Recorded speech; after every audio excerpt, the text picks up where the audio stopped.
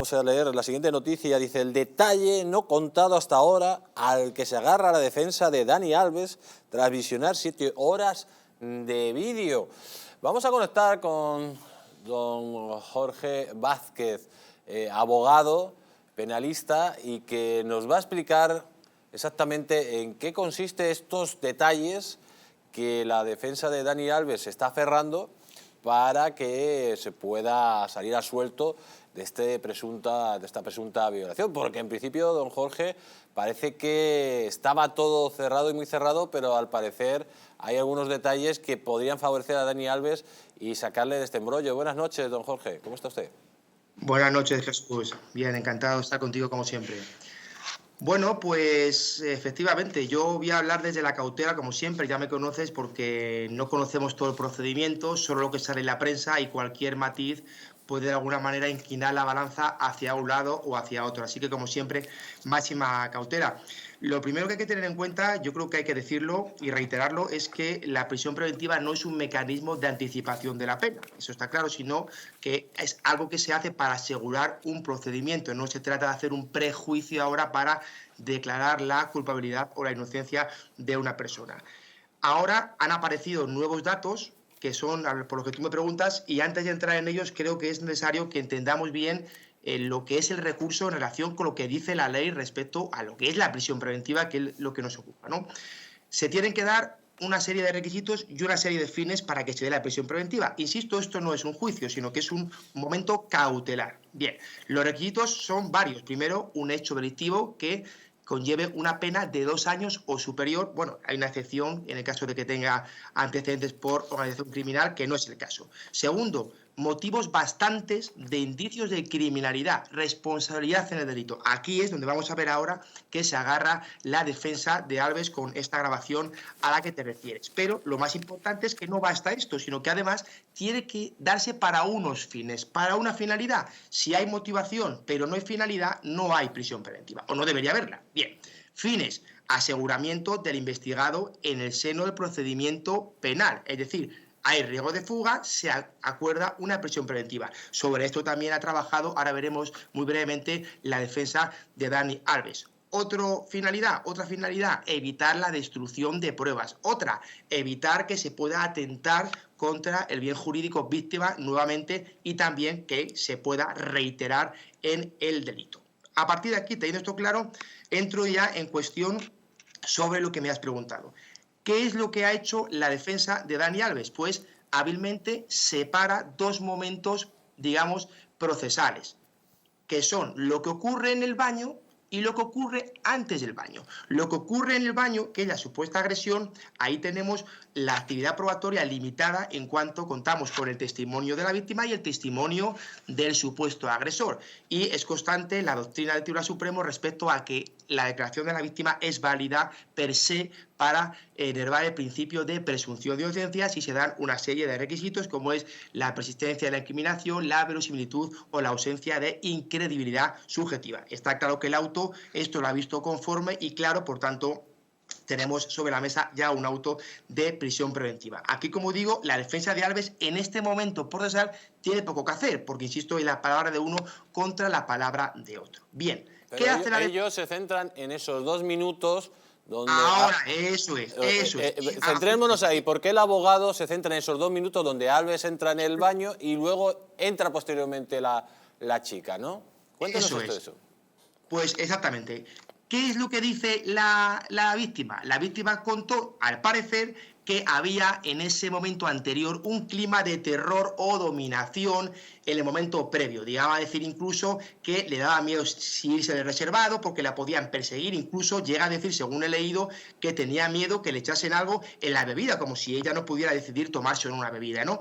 ¿Qué ocurre? Que las imágenes... Perdone que le interrumpa. O sea, que ella está en un reservado y en ese reservado corre pánico. Y luego, después de estar en pánico, se va directamente donde está Dani Alves, que está en un baño, y entra en el baño donde está Dani Alves. Y está... Sí, exactamente.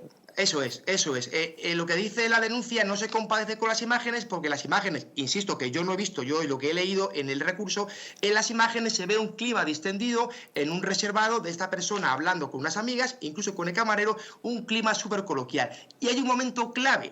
Y es donde se agarra el abogado, que es que Alves en ese momento se levanta y se va al baño. Y transcurren exactamente 2 minutos hasta que ella, la víctima, se levanta y va al baño sin que le franquee Alves, sin que le abra la puerta o la obligue a entrar. Es decir, parece que es un encuentro en el que ella quiere tener un encuentro con él y va a donde él está, que es en el baño, y entra. A partir de ahí, entra en el baño y evidentemente, Jesús, sabemos que se puede cometer la violación aunque tú hayas querido entrar voluntariamente. Bien, pero ¿qué dice la defensa de Alves? Lo que yo también hubiera dicho, evidentemente. Hombre, si hay una distorsión narrativa en ese momento ex ante y eso se puede acreditar con soporte audiovisual que contradice de plano la declaración de la víctima dada en sede instructora, ¿por qué no va a tener esa misma dispersión narrativa cuando nos cuenta el momento de la agresión sexual? En definitiva, el recurso de Alves se basa en eso. ¿En qué? En que no hay tantos motivos bastantes para decretar ahora la prisión preventiva y aunque hubiera esos motivos bastantes,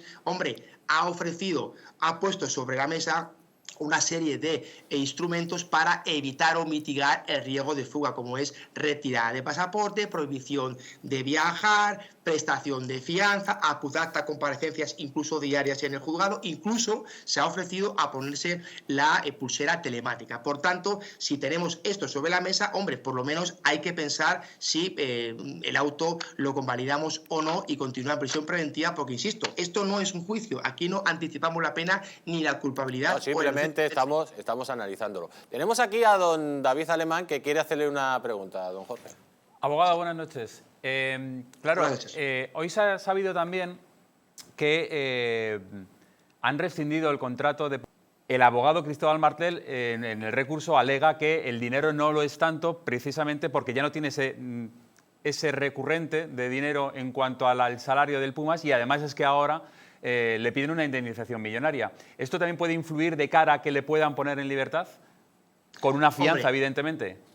En mi opinión, cuando hablamos de estas personalidades y con estos patrimonios, a mí particularmente me hace gracia, ¿no? Decir, no, es que mire usted, es que el Pumas le rescinde el contrato cuando nos podemos imaginar la cantidad que le pagaba el Pumas en relación con la cantidad que le ha pagado hasta hace 2 días, sin ir más lejos, el Fútbol Club Barcelona. El patrimonio de Alves, evidentemente, tiene que ser muy copioso. Por tanto, ahora alegar este tipo de circunstancias, a mí me parece que son contraproducentes. Yo creo, sinceramente, que si es por dinero, Alves tendría ahora mismo, o podría tener, mejor dicho, la libertad bajo fianza porque tiene dinero de sobra para cometer una fianza y más en un procedimiento de estas características. Yo creo que han ido mucho más por el tema del riesgo de fuga porque efectivamente se pueden adoptar muchas A pesar medidas. de la retirada del pasaporte, es decir, le retiran el pasaporte, es verdad que puede escapar a lo mejor por otros medios, lo estamos hablando de Dani Alves, que es una persona mundialmente conocida ahora mismo.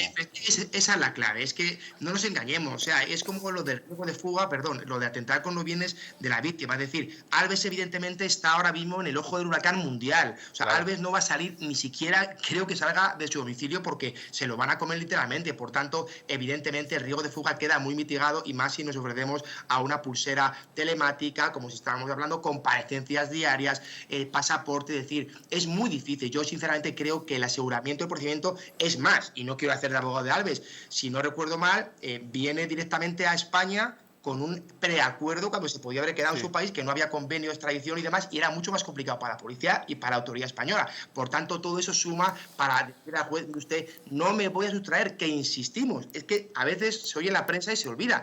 La finalidad de la prisión preventiva es el aseguramiento, básicamente el procedimiento. También, como he dicho, evitar destrucción de pruebas y que atente contra la víctima. Pero insisto, es que si analizamos la ley, en el caso de Alves tan solo se daría el apartado A, que es el aseguramiento del procedimiento. Y entiendo que con toda la batería de medidas y con el copioso patrimonio de Alves, entiendo que se podría dar. Si a eso le sumamos esos indicios que a lo mejor ya, pues si vemos el tema sin tanta aclaramiento, hombre, pues Insisto que no he visto las imágenes, pero si es como lo cuenta, hombre, en violencia de género todos sabemos que la declaración de la víctima se examina con lupa. Cualquier contradicción se penaliza y se tiene en cuenta. Y más, ojo, cuando estamos acordando una medida, la medida más gravosa que hay de un derecho fundamental, que es la libertad. Por tanto, tiene que estar todo niquelado para que una persona esté en prisión preventiva. Así que vamos a ver... Don Jorge, tenemos aquí a don José Antonio Vera, que le quiere hacer también una pregunta. Sí, Jorge, yo me planteo esto, que se lo puede plantear cualquiera. O sea, ¿cuánto tiempo se puede estar ahí sin que te hayan dado la oportunidad de defenderte? Y luego, si además eres declarado inocente, ¿qué pasa? ¿Alguien paga por esa responsabilidad de haberte tenido en la cárcel y de injustamente y de haber perdido no solamente tu honra y todo lo demás, sino también pues, tu dinero, el dinero correspondiente a la fortuna que tienes por el hecho de que estás metido en prisión, ¿no? Don Jorge, un minuto que nos tenemos que ir a publicidad. Bien, pues bien, efectivamente, estoy completamente de acuerdo respecto al plazo.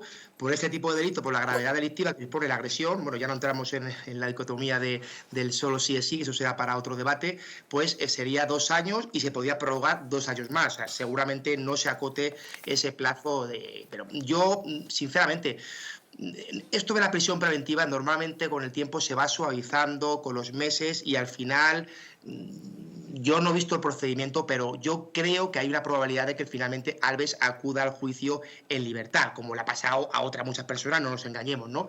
Entonces, en ese sentido, bien. Y luego, respecto a la segunda pregunta, pues evidentemente habría una posibilidad, la ley la contempla, es difícil, tengo algunas en marcha y es complicado, el conseguir una responsabilidad patrimonial por un funcionamiento anormal de la administración pública, porque evidentemente habría que ver la sentencia, el fallo de la sentencia determinaría el acceso o no a esa pretensión indemnizatoria en el caso de que se declarara que no hay hecho, que no hay inexistencia de hecho, que no ha quedado probado el hecho. Es que es diferente el fallo en un sentido u en otro. Y luego, por último, respecto al tema de la denuncia falsa, es bastante difícil e improbable encontrarse una sentencia en este caso en el que diga que no hay hecho y que además se ha mentido. Es muy difícil.